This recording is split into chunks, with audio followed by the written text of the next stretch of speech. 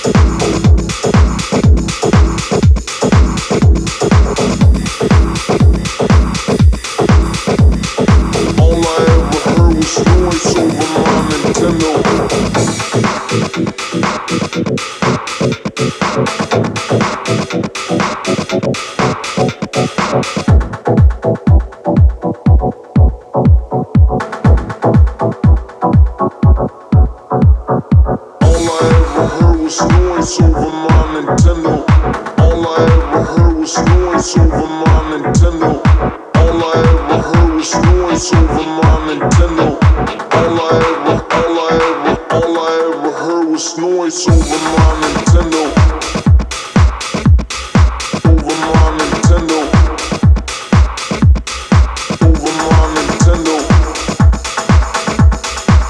I ever heard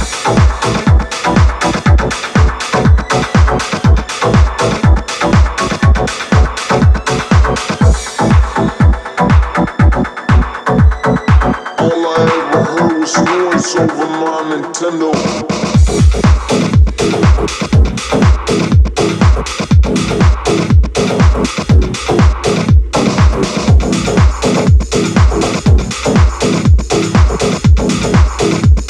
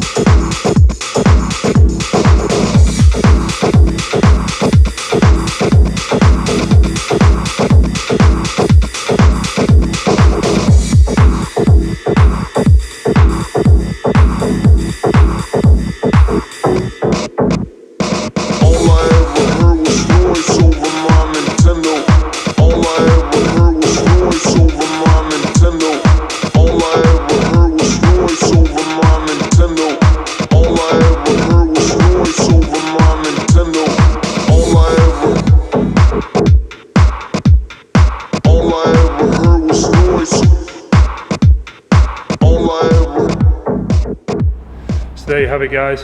There's 6 movements. I think at the beginning I said 5, but there's 6. These movements I think are excellent for beginners just getting started with kettlebells. You know, you've got your upper body, you're working some of your shoulder exercises.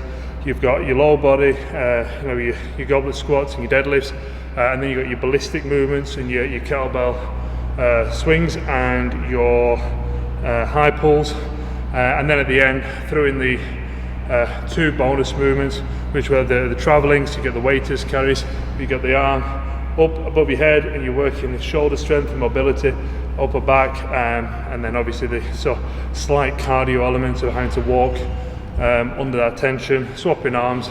And then to finish I did the suitcase carries, making sure that I'm keeping the kettlebell away from my body. This is going to help develop this strength in my upper body as well, and in my trunk. If I'm walking along, just banging against my leg, 1, it's just bloody uncomfortable, and 2, you're just not going to get the full benefit of the exercise. If you're going down and you're just not able to keep the kettlebell out, and you're just banging against your leg, you're just going too heavy. You're better off actually dropping the weight down slightly, so you're able to keep your position strong, keeping your trunk strong, keeping the kettlebell out away from your body as well. But like I said, if you've never used a kettlebell before, give these 6 movements a go, plus the 2 bonus movements, and once you're feeling comfortable with those, then progress onto something a little bit more complex and exciting. All right, guys, that's all from me today. See you again soon.